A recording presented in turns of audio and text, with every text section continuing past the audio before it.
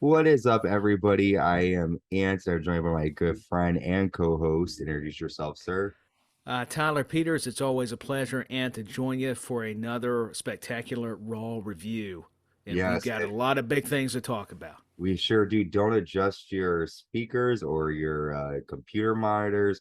This is not the Attitude Years. This is our Monday Night Raw current recap. Tyler is joining us. Carlos was unable to be here tonight. So we love having Tyler here in general, but he's come to save the day. Oh, thank you. And we miss Carlos, but understand, hey, in life, things do come up. And I was happy to take you up on your offer. We never talked about the fact that and I think it's some shady deals from me. You actually won our last prediction special. So, congratulations to you, sir. I Well, I will. appreciate that. I try. I think they're a lot of fun. It's all just about guessing. And I guess I get a championship. Now I'm you not get sure. something. I don't know. Imaginary, I'll take what I can get.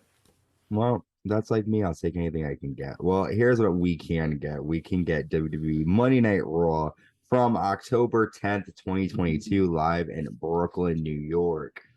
No sleep till Brooklyn. Oh, I know. Brooklyn's a great city, not only for sports, but just pro wrestling. Barclays Center. I mean, a lot of people, for me, I'll always be a Madison Square Garden fan over Barclays just because, we know how classic and the history behind it. But some people really represent Barclays, which, cool.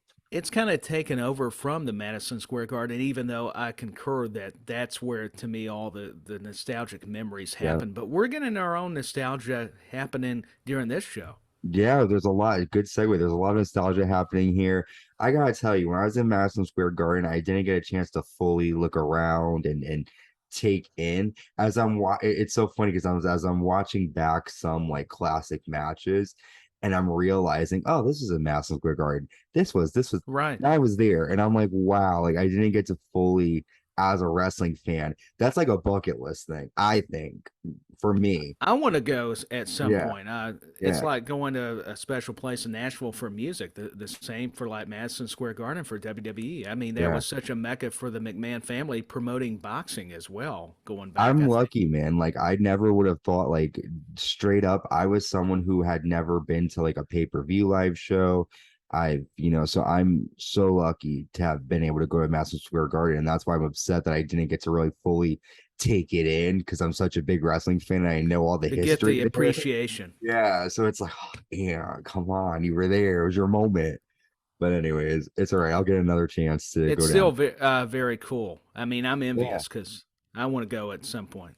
What was really cool was seeing the production trucks, like the WWE trucks. I never thought I would see those before, and it's cool. It's cool. But anyways, That's but the beautiful thing about WWE, though. Production trucks, I mean, their values, just even little minute details are special.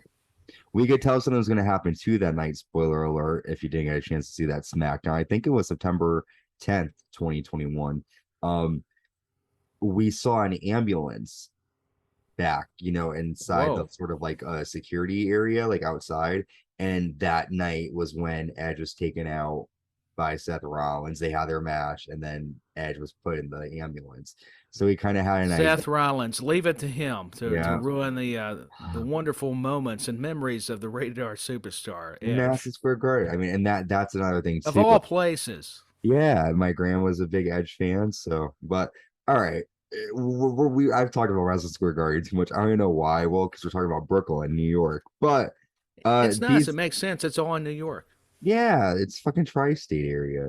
So we start out the night with DX members, Shawn Michaels, X-Pac, and Road Dogg. They're backstage and they're talking about how you can't say this, we can't say that. I thought this is a really funny segment. We see Triple H sitting down behind a desk with his headphones on. He's obviously preparing production for the show, whatever. And he goes, "There's no cursing, no fighting. You can't do this." Um, and pretty much the DX pretty much says everything they're not supposed to say, and then they start talking about their cocks. So, That's what um, made it perfect. I mean, they went against the grain as usual. But Yeah. to your point, Triple H was trying to be more the Vince McMahon with the Mhm. glasses, very stoic, and then all of a sudden he's forced to cuss because they keep Mhm. causing him problems, and those chickens with the cocks. I mean, Yeah. it's perfect. I mean, they're on Peacock. Why not? I mean, and I think I feel like this DX is cool. Seeing them do silly stuff like this. They're not going to be doing a lot because they're a bit older now. But anytime you see DX, I feel like too, like I hope the young fans that don't know who they are don't like look at it and they're like, oh, they're so corny. Because I've done that before. Nah, I don't think so. I think I've always respected the older I've people. I like to think I've tried to respect when they bring the legends back, but how can you Yeah. not just always enjoy when D Generation X comes back? Because Yeah. what I thought was very nice, Ant, is they didn't overshadow the show. That was done perfectly because a lot of times it would be an honest mistake. You would have so many legends that they would be, overexposed. This way, Yeah. you're kind of not taken away from the current product, the current stars, but you're allowed to have that moment. And I think too, I gotta say this doesn't really have anything to do with DX so much, but I do like how, and I think this is Triple H's work. I like how they're referencing a lot of history lately on commentary. They're talking about like I think they mentioned Sting versus Vader at one point. Oh, they did at Extreme Rules during the McIntyre Cross match. Yeah, they're mentioning these like matches that, wrestling fans aren't stupid. Vince McMahon, had the idea of that if it didn't happen on TV, it never on WWE TV, it never happened. But we're not stupid. And I like that Triple H at least plays to the fans who aren't stupid. And if you don't really care about that stuff, that's cool too. But like I know you're a fan, like a history buff when it comes to wrestling. So like I'm kind of the same. I love the history of wrestling, of Yeah. anything. I was always one of my, or let me go back, it was one of my favorite subjects. I'll correct myself there. But I'm with you. I think Triple H recognizing what paved that path prior. And not that Vince didn't, but it always had to be pro WWE, and I Yeah. can understand that. But come on, Yeah. let's honor like some of the great matches from other companies. I mean, NWA, all the territories, and WCW and New Japan. It was very nice that they honored Antonio Inoki when he Hmm. passed. Well, and the thing too that's kind of funny too is like Vince, you own all these like brands and companies. So like, when you mention them, you're kind of mentioning yourself because you own them. Like it's like I Yeah, don't he's got understand. the video library. Yeah, That was a like huge asset for him. Even Pritchard opened up about that, like getting WCW and ECW, because yeah. Paul Heyman became a member of Creative, and look how successful Heyman has been. My Mhm. goodness, since being in WWE, and I Yeah. mean he had it before with ECW. There was that cult following. That's why we got Extreme Rules. Not quite the same, but it's the WWE version. Paul Heyman has always, I mean, if my grandmother likes you, then I mean, she's a big Paul Heyman fan. She always thought he was funny. And so He's I thought he tremendous. was I the mean, even bomb. now you can't help but laugh, but you can still take him serious in the next Yeah. tone. I mean, he's just got that ability, that gift. He sure does. Paul Heyman's the bomb. Well, speaking of Paul Heyman, I think he comes out for this segment. The Bloodline come out, and Roman Reigns says, Brooklyn, New York, acknowledge me. Reigns says, I like to move forward. I don't like to dwell in the past, but I can't get past last Friday. He said, my father always told me that the loudest in the room is the weakest in the room. If you're weak and you're in the bloodline, you're a fool. He turns to Jay and he says, Jay, are you a fool? And Jay Uso kind of looks upset. And then Sammy takes the microphone and says, I hate to interrupt. On Friday, you said Jay was my problem. As honorary Uso, I like to handle this situation. And then Reigns says, well, Sammy, he's all yours. Sammy says, Jay, we all love you very much. The tribal chief and I talked and we connected, and we feel like your behavior hasn't been very Usy. He says, look at Jimmy. He says, how do you not love Jimmy? And then Jimmy smiles. Look at Solo. He goes, he's serious and kind of cool. Um, he says, we're all cool. We just need you to be cool too. And then Jay goes, this is a joke, right, Oos? He goes, you're ribbing me. Um, and then Matt Riddle comes out, ruining that segment. And Riddle says, I beat Seth Rollins last Saturday and tapped him out in the fight pit. He says, me and you, Roman, should fight one more time for the championship, bro, even though, we have this rule where I'm not supposed to. Can't you just give me? And then Roman says, Brooklyn, should I give him one more chance? And he says, nah, a deal is a deal. Now you have to get back at the end of the line. And Riddle says, well, maybe one of your bloodline brothers will step up to the plate. And he, makes fun of the bloodline. Sami then says, Riddle, do you think you're funny? And then, Jay gets involved and says, Riddle is low-key disrespecting you. And they go back and forth, and Sami basically says, Riddle, how about me and you tonight? And Riddle says, I accept. And they keep saying yeet back and forth. They do. Yeet and Yeet. Usi was just perfect. I mean, Sami Zayn has just reinvented himself on a completely different level. He makes me laugh, but yet he's a great wrestler. I mean, he truly puts on some stellar matchups, and I just love the dynamic, the seeds they're planting with this whole storyline between Jay and Jimmy Uso and Solo Sequoia. Hopefully, got that pronunciation correct. Yeah, it's Sequoia. Okay, I knew I would probably butcher that. That's what's funny. Before I even said it, I'm like, Ant's going to get a big reaction because I'm going to mess this up. But it was all very clever. I like Heyman, the facial expressions, Roman Reigns. I mean, acknowledge me. And he is just so good at conveying what he needs to speak. And then Matt Riddle. I mean, I think it was, great. I almost wanted to say clever, but I thought it was good when he came out and Roman said, get to the back of the line. Mm-hmm. I mean, that's being a true villain, that heel and that dominating champion that Reigns has been. Yeah.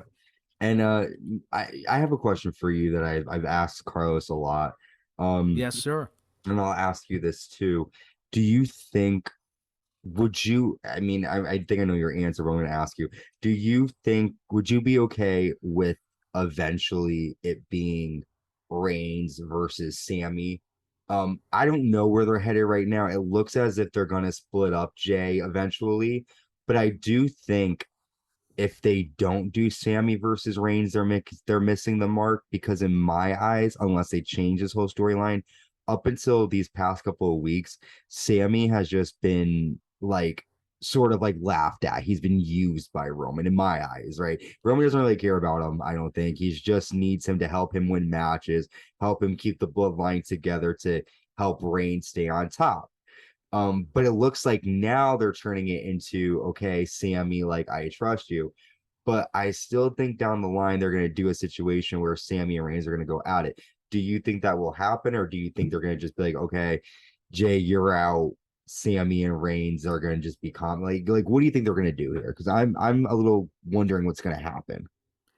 Me as well. You brought up a great observation there. I think that Sami Zayn eventually will have to be kicked out of the bloodline. I think they are using him, but it's been done so creatively and very well executed, is some of the words I was trying to think of at the moment. I do think we're going to get Sami Zayn versus Jey Uso. I think they are trying to tease us that Uso is going to get kicked out, but what it's going to do is they're all just.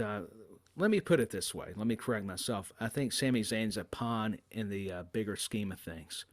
He's doing his role very nicely, as we've mentioned, but I don't see him staying.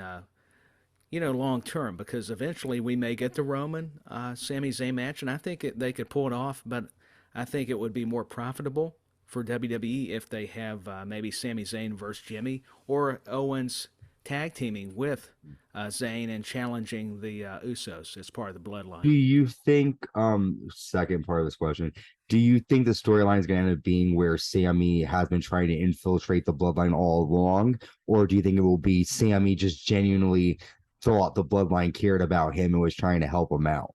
What do you think? Because Jay thinks that Sami's trying to fuck with the bloodline. Do you think he's trying to mess with them, or do you think Sami is just really just looking for a friend and really trying to be a good friend and is like me sometimes, gets fucked over and doesn't realize? What do you think? I think he is sincere, but I like how you laid that other part of it out. I could definitely see the way Zayn's character could go, where it's all planned. He's working from within, and that would be perfect. I just think it would be better seeing this more genuine side of Sami Zayn. Yeah.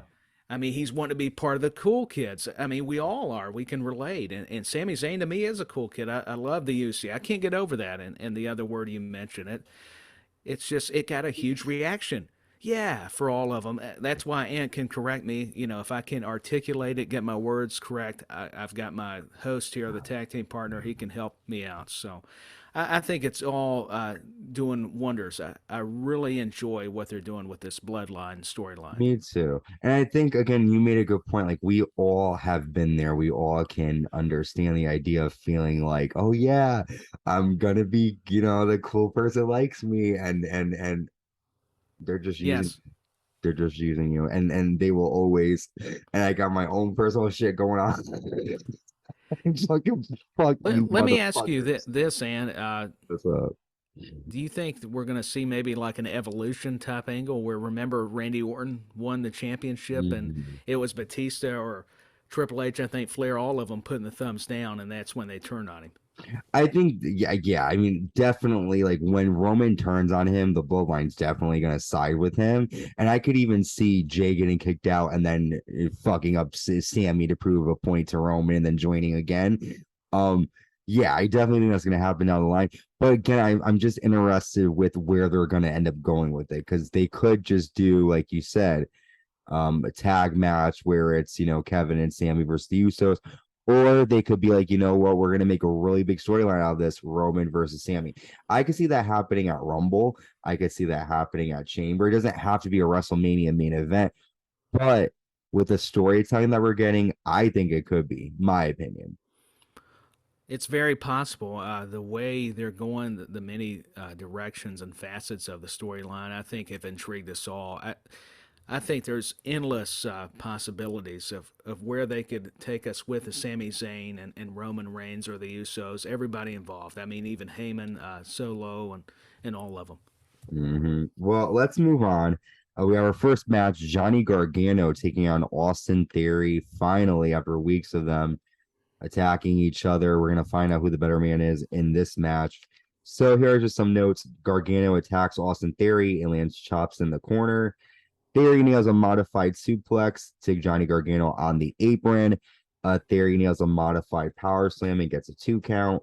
Theory applies the Gargano escape on Gargano. However, Gargano is able to reverse it and nails a super kick. Theory nails punches to Gargano, and he goes to the second rope, but is met with a super kick, and Gargano nails a flying DT on the outside. The ending comes after Johnny nails a one final beat to Theory, and Johnny Gargano is your winner. Nothing happens after the match. It's just a clean victory for Johnny. What did you think? I mean, did the right guy win? It was a good match, Mhm. but unpopular take here.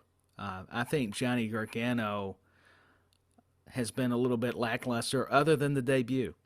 I Okay. I feel that was good, and I know I've got to give it time. You know, we talked about patience as a virtue, and I'm a big fan of Gargano. Yeah. I just think the way they're doing Theory still confuses me a bit, and I know Yeah. it's good because I want to get behind Austin Theory. To me, he's your star. Nothing against Gargano, he's your star coming from NXT. But I go back to, you've built up Theory so much being the Money in the Bank winner, and there's rumors that we're going to get Theory, Gargano, and Owens maybe at Crown Mhm. Jewel. That's just kind of Okay. speculation. I'm not for certain on that. Just what I read like anyone else. So that would be fine. And I understand Gargano's going to have victories. But for me, Austin Theory's your stud, your thoroughbred. And I don't know if he keeps Yeah. losing. It's just, to me, I'm trying to find the logic. It takes that's exactly what I was gonna say. It takes away the reality of it, right? Like if you keep winning, Correct. right, for weeks and weeks and weeks, you keep winning, and then suddenly you just lose without any reasoning behind it. It's not like he got injured. It's not like he's, losing unfairly. He's just losing.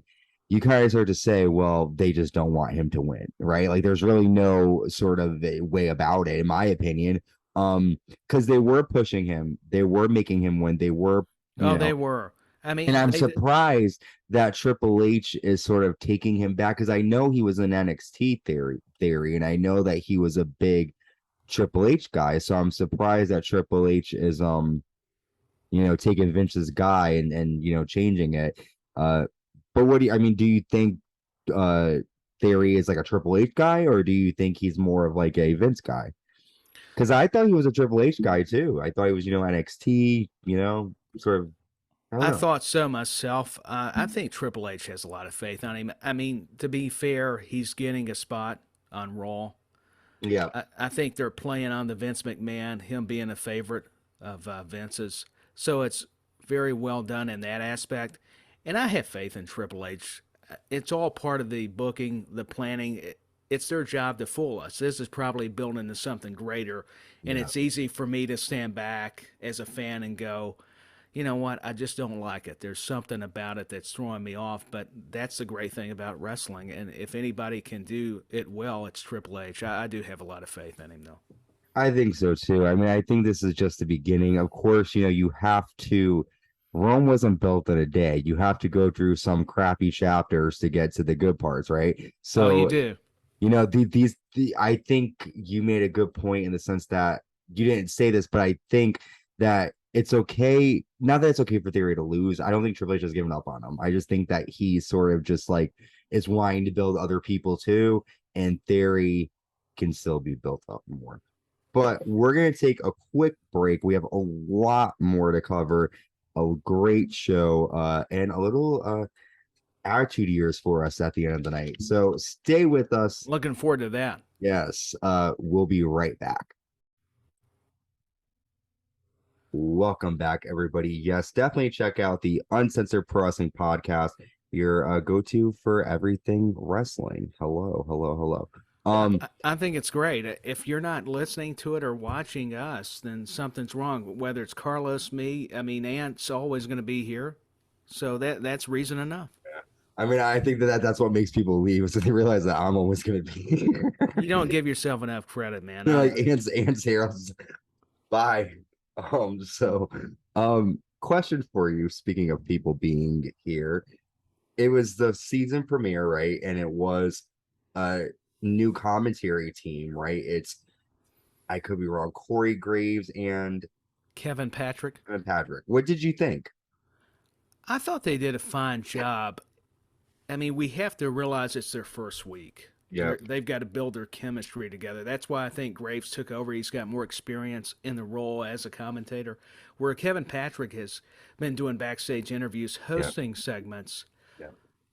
That is a very difficult job. So even on the independent level, I'm not even a polished commentator from that aspect. So I'm not going to begin to critique or say these guys didn't do a good enough job. Now, sure, were there moments where there could have been a little bit more excitement and different tones? Of course. But that goes along with the territory. And, not a segue for wrestling because it did have territories. And I thought they did a fine job. I have a question for you, and I don't know if you can, spill details, so it's okay if you can't. I won't get offended.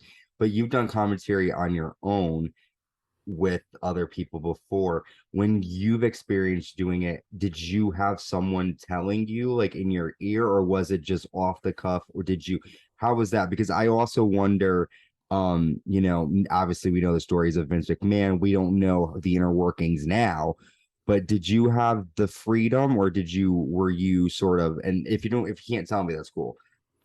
No, I had more freedom. I still was very cautious of what I was saying. I had my notes, I try to be prepared. It's just the way I am. I know some people go at it organically, and I get that. I can respect that style. I've always been of that fashion. I have to have something to go by for a reference. There were certain points they would have me hit as far as those CCW shows, but it's not like you have that microphone. I always heard those horror stories because Vince, he was passionate, and he would get like in Jim Ross's ear or all the commentators. Yep. And it was so funny, like pronouns pal. Pronouns pal, yeah. I always think of that every time I say he or she. I'm like, well, who are we talking about? I was even scared. That's why I had a little trouble getting it out, because I was afraid, you're talking about it as, Vince in my wildest dreams, like he would be in my ear with the commentary. That would be neat, but it would be also I wonder, very scary. Funny to get a little laughter here. I wonder how Vince McMahon does pronouns now in the climate that we live in now, because I mean, in this day and age, there's people who, I mean, and that's totally fine, be who you are, but I mean, it's a little hard to categorize somebody as something now, right? Whereas back then you could say, okay, we see Trish Stratus out there, make sure that you say that she did it. Whereas now, there might be a wrestler like Sonny Kiss who identifies as we don't know, right? So anyways, but it's a different time. yeah. So it presents a lot of unique and would be hard challenges. I couldn't imagine, because I've never had a wrestler I had to provide commentary, so I can't fairly say how I would react. I mean, that's the interesting thing you brought up just then. I mean, I'm having to wonder about it. How would I go about it to sound respectful and not sound like this idiot or didn't have a heart? Yeah. And get them over, because that's the job of the commentators. You got to build them up just as much as they do their characters. That's all part of the storyline. Well, dude, killing the game. We'll talk more I about that appreciate it. later on. But speaking of something we're going to talk about now, we have Rey Mysterio taking on Chad Gable with Otis. And these legend biographies series on A&E, they really do a lot for me. They make me think about, because sometimes when you see these guys like Rey Mysterio, as a kid, Rey Mysterio was one of my favorites. Like, oh, he's great. Who's that jumping out the sky? R-E-Y Mysterio. Here we go. He was the bomb. But then as you get older and as he gets older, you forget the appreciation that you had for them because you're so used to them. So seeing the documentaries and learning about his life, revisiting some of his moments, I get excited now when I see Rey, because I'm like, this is Rey Mysterio. I tend to forget because I'm always focused on the current stuff. And before Triple H, we talked about this a bit earlier, they didn't really touch upon a lot of the past. A lot of it was current, and so No, they did not. yeah. I mean, yeah, we discussed that. I followed Rey Mysterio in WCW. That's when I first became aware of Rey Mysterio Jr. and different music. It wasn't as hip. The music. Yeah, it That's was not a not. knock on World Championship Wrestling. It was the mid '90s, mid to Yeah. late '90s. So everything was a little different. Talking about Yeah. the time periods being varied there. But Rey Mysterio always had those great matches with Dean Malenko and Eddie Guerrero back then in those days. So I became a big fan of Rey Mysterio Jr. in WCW, and I think he had a little bit of a run, maybe much more of a run in ECW, in fact. Yeah. I mean, listen, I saw I knew who Rey Mysterio was before he came to WWE, but I was like, how I was like 2002, so I was maybe like what, like I'm trying to 9, help 10. you on math, Like but I that was was like never 10 my strong maybe. suit. I was like 9 or 10 at the time, so like I knew of Rey in WCW, but only through videotapes. So I was kind of excited when he debuted on SmackDown. And I just it was just such a different time, man. He was just such a good asset to the SmackDown brand. Oh, he was. Yeah. I mean, it segues when you all do your SmackDown review. I mean, I don't want to reveal too much. Excuse me, pardon me. Well, we can talk about that because I wanted to bring that up, and we'll talk about that after the match because I do have a question for you regarding that because Okay. it changes things, right? It makes things a little, and we'll get there. So because I do want to ask you about that. So let's talk about the match first. Before the match, we see, I hope I'm not butchering this person's name, Yuli Laduf. Oh, good God. I'm gonna need a translator just to try to help you out. Kufa, he's the main star of Young Rock. He plays the Rock. Gotcha. Okay, now it's starting to click. I can't pronounce his name. I'm sorry, but he's phenomenal at what he does. He looks exactly like the Rock to people's eyebrows. He does. There's an uncanny resemblance, and here's a sad fact, but kind of fun. I've not got to see the Young Rock yet. Oh, dude, the first season's pretty good. I didn't watch all of it, but I love the episodes where, they go to the locker room and you see Stone Cold, Triple H, The Undertaker, all from like 1996 though. And then there's a fun moment where I'm sure you've heard about this. The Rock is with Roman Reigns. And Roman's little, and he's like, I want to fight you. I want to fight you. He goes, no, that match could happen at WrestleMania. And so as Wow. fans, we hear that and we're like, is that a clue, Rock? Are you trying to say it's going to happen? They were prophetic because that, now we're hearing the rumors for this WrestleMania. It's very much in the And works, I think or so that's, we're led to believe. yeah, and I think that that's sort of like what the funny little thing. He's like, that match can only be saved for WrestleMania, he tells them. And I'm like, well, better happen. But anyways, so um he was in the crowd, which is cool to see Yuli. So Ray starts off the match with a sliding sunset flip into the guard railing outside. The Judgment Day, Dominic Mysterio and Rhea Ripley walk out to the ring to stand ringside. Chad Gable nails a bridging German and gets a 2 count. Gable applies an ankle lock on Ray. Rhea has a Beth armband on, which I didn't notice she was wearing. And Ray sends Otis into the ring post outside. Ray nails a 619 and a springboard splash, and he gets a 3 count. Now, after the match, before anything could happen, before Ray could celebrate, Dominic Mysterio gets in the ring. Rhea Ripley stands on the apron, and Dominic tells Ray to hit him. Hit me. And he doesn't, and Dominic pushes his father. Ray puts his hands behind his back, and Dominic slaps his father. Damian Priest and Finn Balor then run in and try to attack Ray, but Ray takes control until Dominic nails Ray with a clothesline. Ray then's asking Dominic, why are you attacking me? Ray stands up and shakes his head. Dominic then clotheslines Ray from behind and hits Ray with a 619. And then we go to commercial break. So, wow. Dominic is taking things a bit too far here. Dad, He why are you being is. your dad like that? I have a question for you, and I've asked Carlos this. We're gonna talk about the match, but my question for you is: do you think WWE is giving us a good enough reason for why Dominic is upset with his dad? Because I get, like, he's saying, oh, I was always in the shadow, whatever, but we're not getting a, bare bones like Undertaker Kane brother. We're not We're getting. just not getting that kind of story. Yeah. So what do you think? Talk about the match, and what do you think about that question?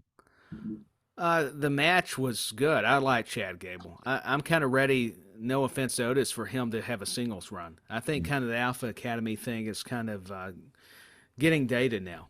If I'm going to be frank and honest with my perspective, I mean, Rey Mysterio Jr., we just discussed it, how talented and versatile he is, even at this age. He's amazing. And Rhea Ripley, I liked the little nuances of Judgment Day trying to bait Rey Mysterio, and then Dominic afterwards doing the 619, executing that onto Rey.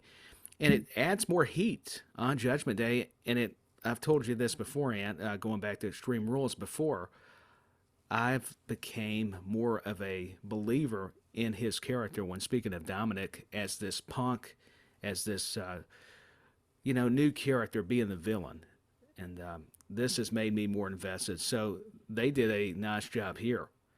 You felt bad, you felt empathy, you felt sorry for his dad, Rey Mysterio Jr.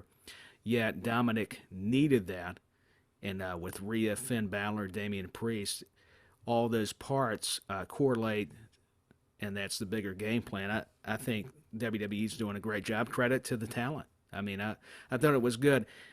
But I'm with you. I think they are lacking as far as context to explaining why Dominic is so upset with his father. We know Rhea Ripley's whispered all this stuff in his ear, and she's his poppy and everything, kind of a play on China and Eddie Guerrero. I just feel like there's still a lot of missing parts just regarding that part of it that we Yeah. still need to learn about. So I'm with you there. I think there is some things they could tweak, and I believe they will. We just got to, once again, have time, but Yeah. I get the critique a little bit. Well, we also were going to, I just paused you before because we were going to talk about this. We found out on SmackDown that Rey Mysterio has been traded to SmackDown. We'll cover that when we cover SmackDown. Do you think, what effect is that going to have in the storyline with him and Dominic? Because I think it would be smart if, and I said this, keep them away from each other for a little bit and have the two of them come back and fight at Mania. Not keep them apart for a long time, but make it keep this match going until Mania? What do you think? Do you think that they're going to just scrap this whole thing, Ray's doing something different, or we still going to see Dominic and Rey come Mania or something around that? The way they left it makes me wonder, just because he doesn't want to fight Dominic, and he had that heart to heart with Triple H, as we saw on Friday night, or whenever you got to watch this week's SmackDown. Yeah. It planted the seeds to. I don't know that he should have moved over to SmackDown. I like that he's on that brand, because you just talked about it, how important he was when he first debuted for WWE, and how he brought a lot to that blue brand. However, why have a finish like that, and then for him just to move? I understand his reasoning. He doesn't want to fight his son, but that was just such an important angle. I almost feel like Judgment Day will probably wind up doing something on SmackDown, even if they're on Raw, and Rey himself. So that's the thing. I like that they're trying to do these brand splits even without a draft in a way. Yeah. And I'm all for Rey Mysterio being on SmackDown. I'm a little perplexed as why you would just move him over after this big, this heat seeker kind of moment from Dominic and Rhea and Judgment Day.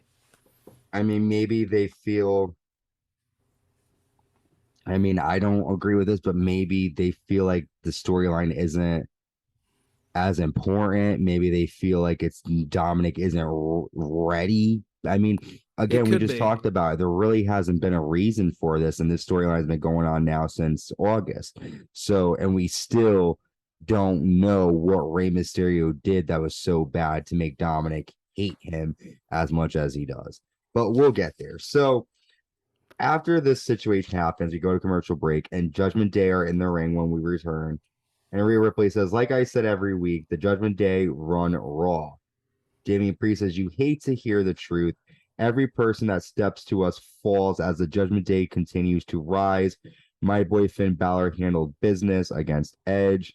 Finn says, when you come at Finn Balor, you best not miss. He says, for everyone celebrating Edge, I ended that party. I pissed on y'all's parade. I made Edge say I quit. Finn says, Finn Balor doesn't quit. I'm too legit to do that. Rhea then says, Saturday brings a tear to my eyes. Beth Phoenix, what a joke.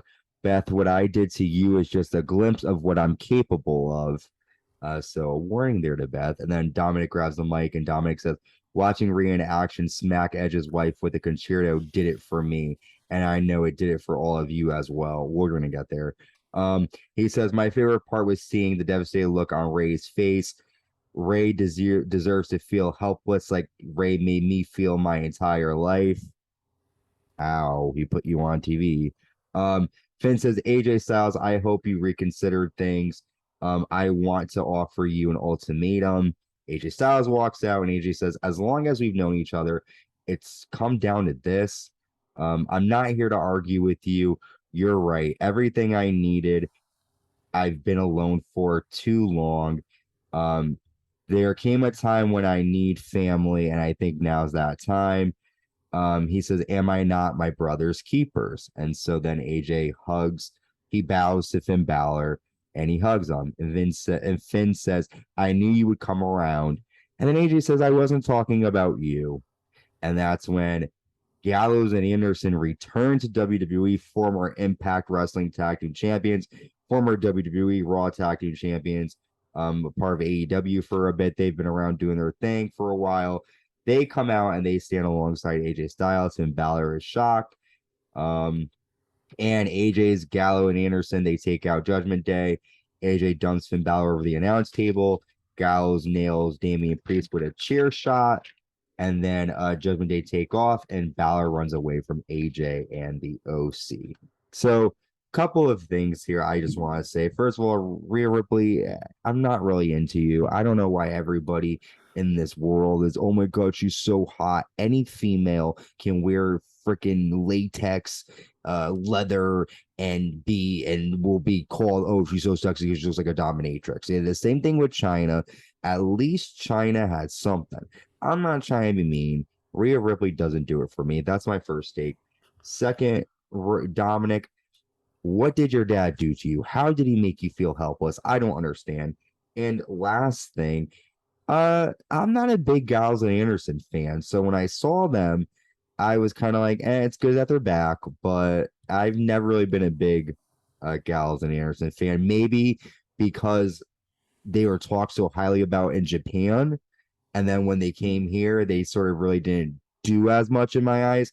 But break down the segment. What did you think? Were you happy to see Gallows and Anderson back to take on Judgment Day?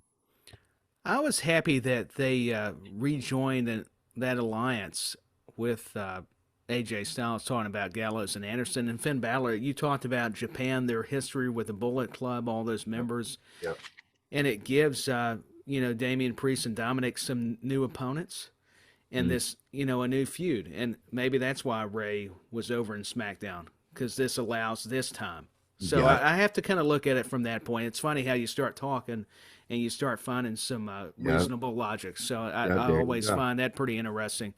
Yep. And I think they just need some solid tag teams. Whether you're a big fan or supporter of Mm, Gallows and Anderson, I will say they are impressive at what they do for their style.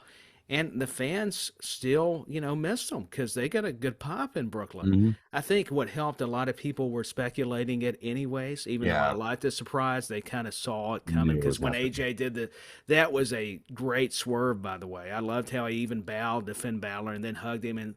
And like you said, oh, I wasn't talking about you, I'm just paraphrasing. And then they Yep. come out, the OC, and Finn's shocked. I mean, it's just the psychology, the body language always also is a great selling point. And Yeah. all the factions did just a masterful job, I thought. Well, Finn did a good job of making them look like they were something to be worried about because he got worried. Also, there is history in Japan. Balor was a part of the Bullet Club. There is all of that too. So I'm excited to see what pans out from that. But yeah, OC are back. Gallows and Anderson. They Cool. are. Uh, so we then go backstage and Byron Saxon is talking to Bayley and Damage Control. And Dakota Kai says, I was at rock bottom and Bayley was the only one who helped me. I would do anything for my girls. Could you say the same for Asuka or Alexa Bliss? When Bayley gets her rematch, we will punish Bianca Belair until Bayley gets the title that she deserves. So Bayley's not taking this loss very easily.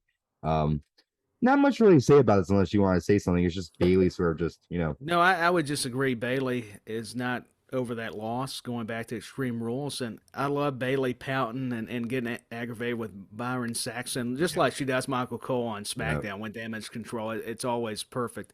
And Dakota Kai, I always knew she was talented and she could talk, but we're seeing her grow in that role, and it's a nice thing. I think it's part of that progression. And Io Scott, I know we don't understand her, but you can just tell she's up to something. Oh, I love you, Sky.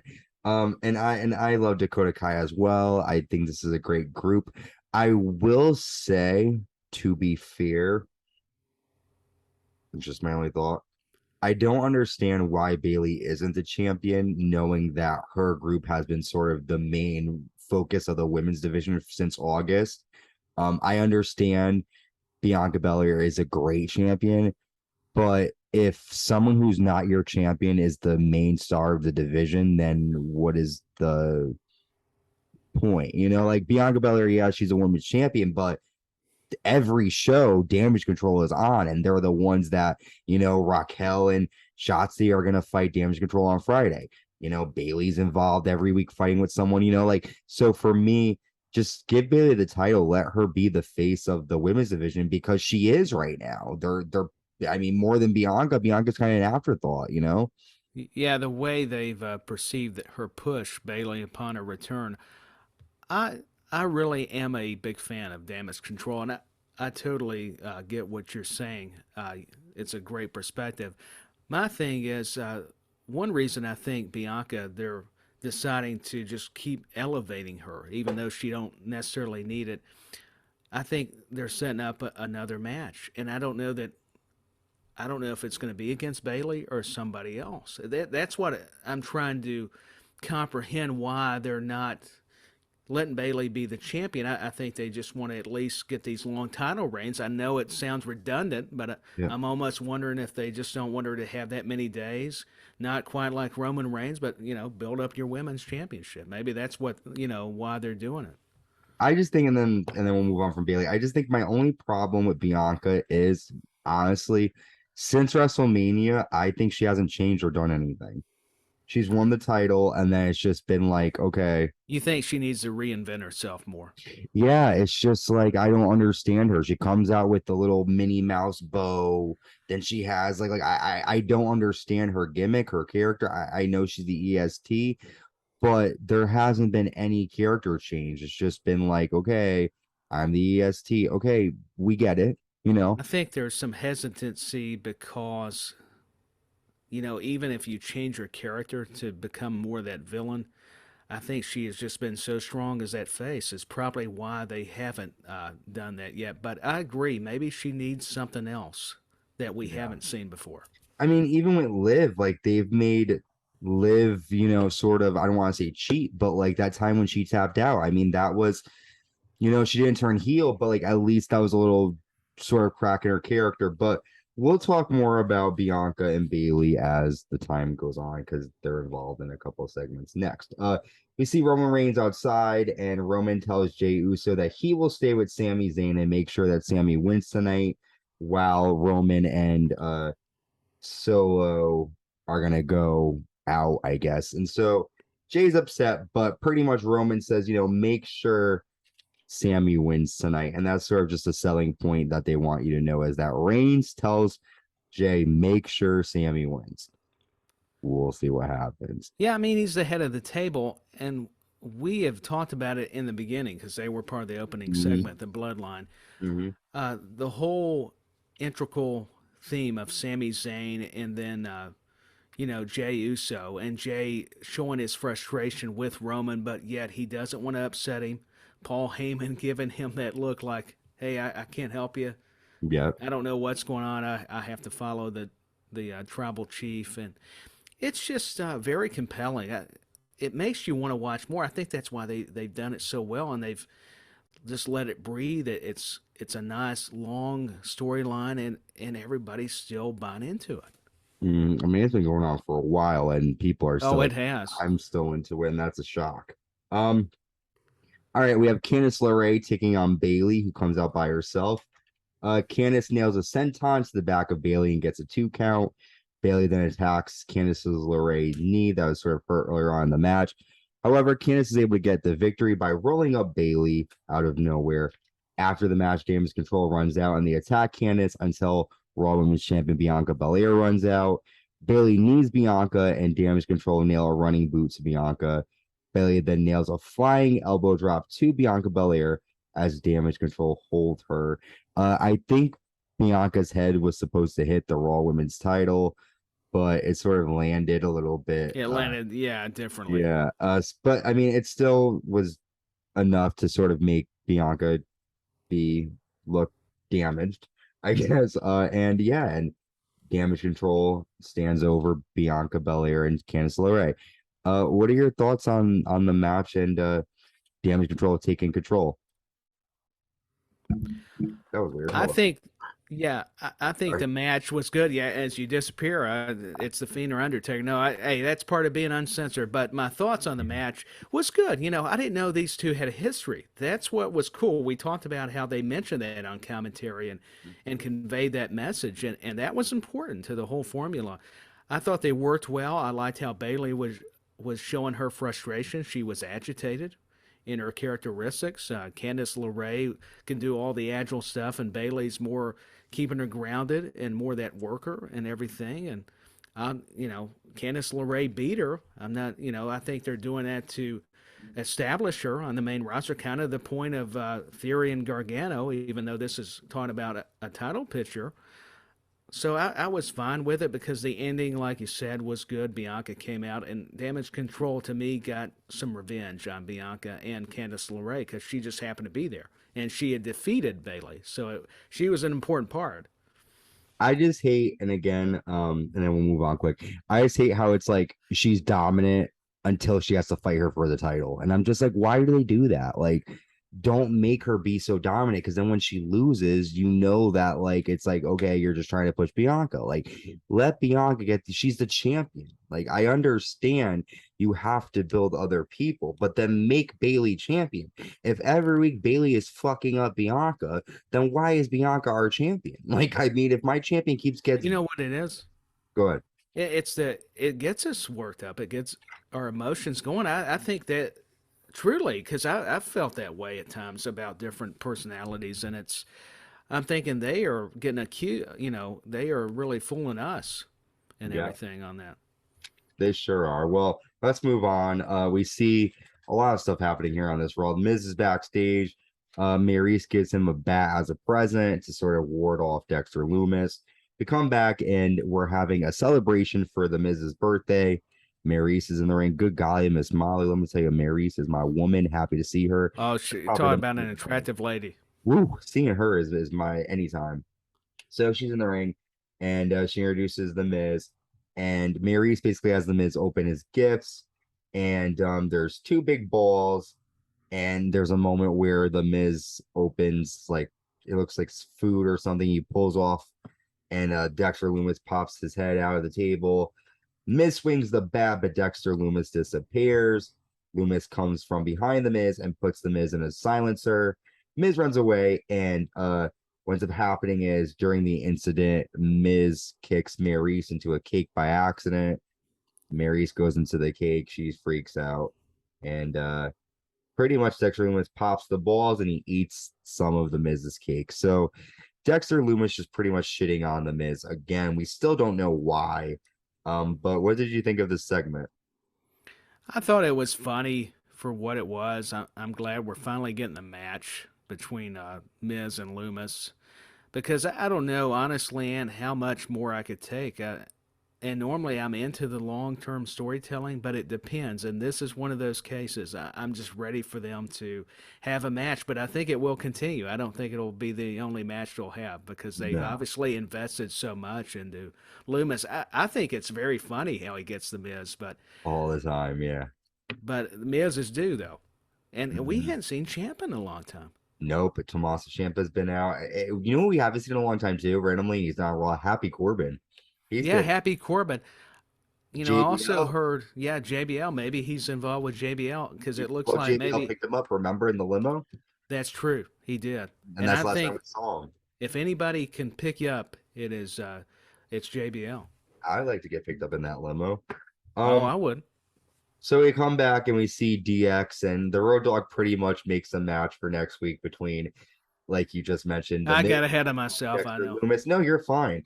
And pretty much if Loomis wins, then he, I think Dexter Loomis gets a contract and can keep doing what he wants to do. He does. If Miz wins, then Dexter Loomis pretty much has to go. So it's pretty much just like a loser is, is Dexter Loomis fired or not, which we probably already know he's not, but we'll see. Uh, I don't care about this next match. We see Omos with MVP. He It's just, it's the same all the time. I mean, it's right, him against two guys. We can move on if you want to. nothing, really nothing to talk about there. This is something to talk about. The WWE United States Championship match. The champion Bobby Lashley defending against Seth Rollins. Carlos spoiled this for me. Thank you, sir. I really appreciate that. He Um, appreciates it, Carlos. Thank you, Carlos. Bobby Lashley says, I say this every week. I'm going to be a fighting champion for all of you. I've beaten the best men like Drew McIntyre, Roman Reigns, Brock Lesnar. Now I got Seth Rollins who tried to sneak me. Well, Brock Lesnar shows up in Brooklyn, everybody, and nobody was expecting it. Um, he comes out and Brock says, well, holy shit. Good evening, Brooklyn. He says, good evening, Lashley. And then Brock F5s Bobby Lashley. Um, he then suplexes Lashley. The fans chant, do it again. He nails Lashley with a second F5. He then locks in the Kimura lock, and Brock Lesnar leaves. Seth Rollins comes out, and Rollins says, you're supposed to be a soldier. You're a disgrace to your country. Come fight me. Those are some strong words for Bobby Lashley to hear. So, of course, Lashley says, let's go. Match starts. Lashley runs with a spear, but Seth Rollins nails a pedigree and gets a 2 count. Seth nails a frog splash and gets a 2. Lashley hits a spear. The end comes after Rollins attacks Lashley's arm. He nails a super kick, a stomp, and a second stomp. And Seth Rollins is your new WWE United States champion. After the match, Bobby Lashley is backstage, and Lashley says, "What Brock did is unforgivable. I'm gonna beat Brock's ass." And he says, "I challenge him to show up next week to show the beast he's a little bitch." So, all right. So a lot to discuss here. What do you think about Lesnar showing up, attacking Lashley, and Seth Rollins being the new US champion? I'm actually fine with Lesnar coming out, attacking Lashley. Now, I do feel bad in a way, but I think that's the point Yeah. for Bobby. But I'm so over the moon and happy for Seth Rollins because I think he's not only one of the best workers, but the United States title, like the Intercontinental title, needs somebody like Seth Rollins. I think Lashley has done a fine job, elevating it the best he could. But I think everybody wants that money match, and that's why Lesnar came out, attacked Lashley. Now, who knows? Maybe Rollins figures into it. I don't know. There's a lot of ways you could go about it, but I thought it was exciting. I mean, Brock coming out, just saying a few words. He doesn't need to cut a promo. That's not his game. And then just attack Lashley. I mean, people are probably going, "Why? What's the reasoning?" But I think we're just going to get that match at Crown Jewel. They'll probably explain it next week because he's supposed to be on Raw again next week, or actually tomorrow as we're recording. Yep. There we go. Yep. I'm excited to see Brock Lesnar and Bobby Lashley. That's going to be a big money match. I think that's going to be a great match because, like a lot of people have said, there's a lot of unfinished business there. Yep. A lot. Okay. So, let's talk about Seth Rollins winning the title. What do you think about that? I thought Seth Rollins is going to make a great United States champion. I think he needed that. As much as I appreciate Roman Reigns, I do feel a little bit bad for Seth because he's deserved it. He's worked so hard, had all these great matches, putting people over, and he's due. I agree. I'm happy that Seth Rollins has some kind of title. Like you said, he's sort of been like the MVP of WWE for a while. So I'm excited to see that. So let's cover this last match, and then we'll take our final break of the night. We have Matt Riddle taking on Sami Zayn with the Usos, and Matt Riddle nails a kick to the chest of Sami. Jay kicks Matt Riddle in the face. Sami tells Jay he doesn't need his help. Sami nails a springboard dive onto Riddle outside, and then also a flying forearm in the ring to Riddle. Sami nails a Michinoku driver and gets a 2. Riddle nails a knee to the face of Sami. Jay then gets on the apron, which distracts Sami. Riddle nails a floating bro to Sami Zayn outside. Sami then suplexes Riddle into a corner. However, Riddle nails a power slam. And the end comes after Riddle kicks Sami Zayn outside as Jay holds Jimmy back from interfering. And Riddle nails an RKO on Sami to get the win. So Jay holding Jimmy back, not letting him help Matt Riddle getting the win. More sort of seeds being planted in this storyline here. What do you think? I think that's what it was. More dissension, or at least the tease thereof. And I mean, he said, Sami told him I could do it on my own. So he was taking those kicks by Riddle. So he was asking for it, but yet you could respect that he was proving himself. So I thought it was a good match between these two, and that's quickly all I'll say. I thought it was a fine, contest. Yeah, listen, it was a good match. There wasn't really, much after it. It was just sort of like a match to have a match. But we're here for DX, and we're going to come right back and talk all about it. So stay with us. We will be right back. Welcome back, everybody. We are here covering Monday Night Raw from October 10th, 2022. I'm joined by my good friend Tyler. I'm Ant, and we are going to close out our episode of Raw by talking about D-Generation X. Obviously, you can't not talk about them when you're talking about. You gotta be. Yeah, I mean, you got to. 100%. DX comes out and Pro Dog says G Geriatric X is here. Um, and you'll have to like save they talk about China, they do some of their funny stuff. Triple H says it's been 25 years.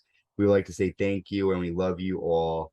And he goes, I have to prepare for this, and he goes, let's get ready to suck it. And then Triple H says, yeah, Shawn Michaels says, if you ain't down with that, we got two words for you.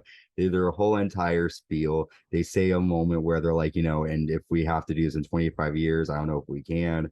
Um, were you happy to see DX without any sort of issue or any storyline development? What was your thought on all that? I looked at it from more of a positive viewpoint. I enjoyed seeing DX out there because they didn't take away from the show like we talked about in the beginning.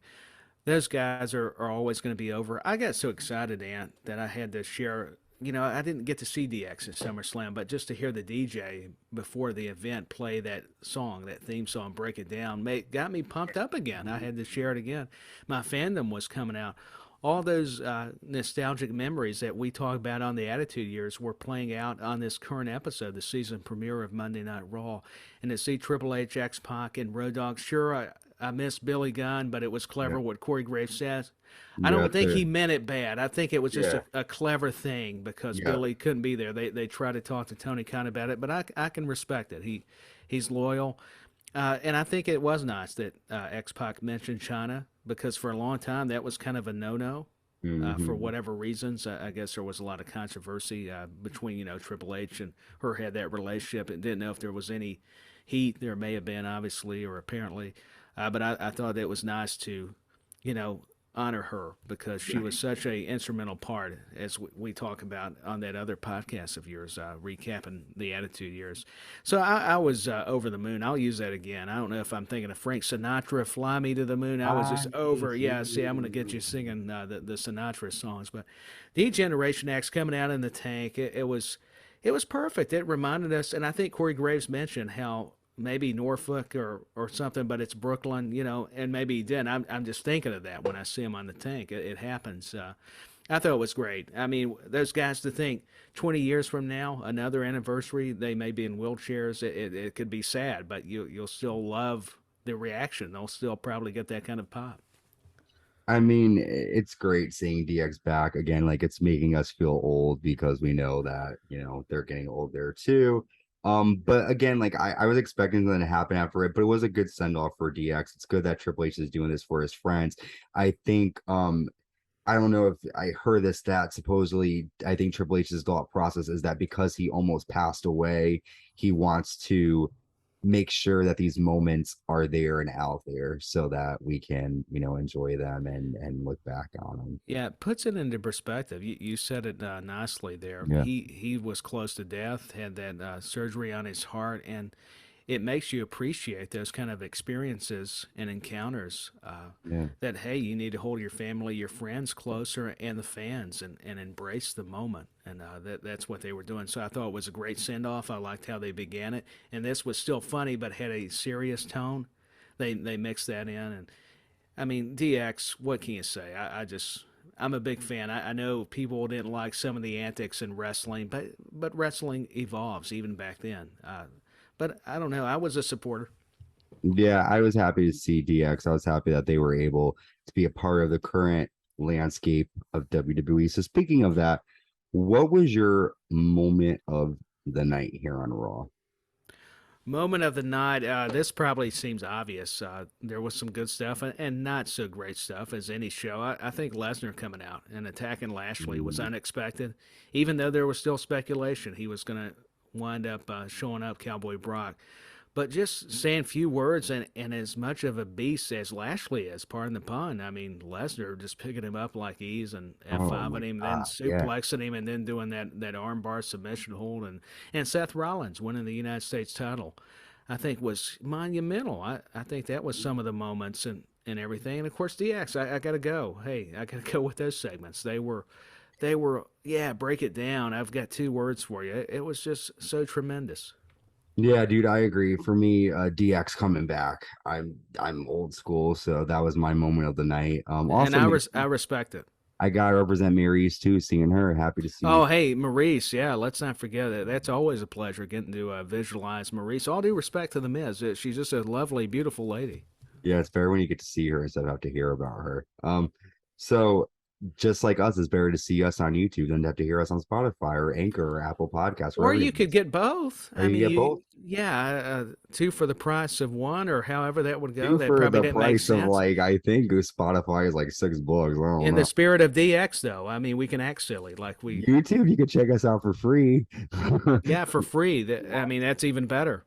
I mean, I wouldn't sell my whoa, hello.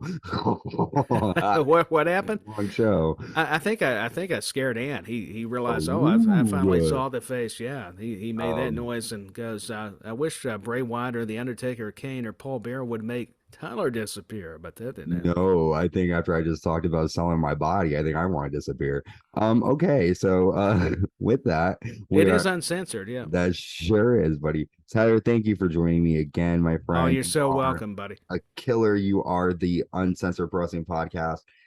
You are the champion of the I am, at least for show now. for Extreme now. Rules. Yeah. Hold on to that, baby, I'm gonna because I'm try. coming for it. Even if I gotta, cheat and turn heel, I'm gonna do it. I'm the ace. You always need an ace to win. And you're the ace. I Well, mean, I'm ready. So when you and Carlos are coming, we're I've got coming. backup. I'm getting prepared. Well, we got a lot of stuff coming up too your way, so be prepared for that. Tyler, again, thank you for joining me. Everyone, stay safe. Have a good night, and we'll be back next week. Talk to you soon. Bye, everybody. Peace. Bye.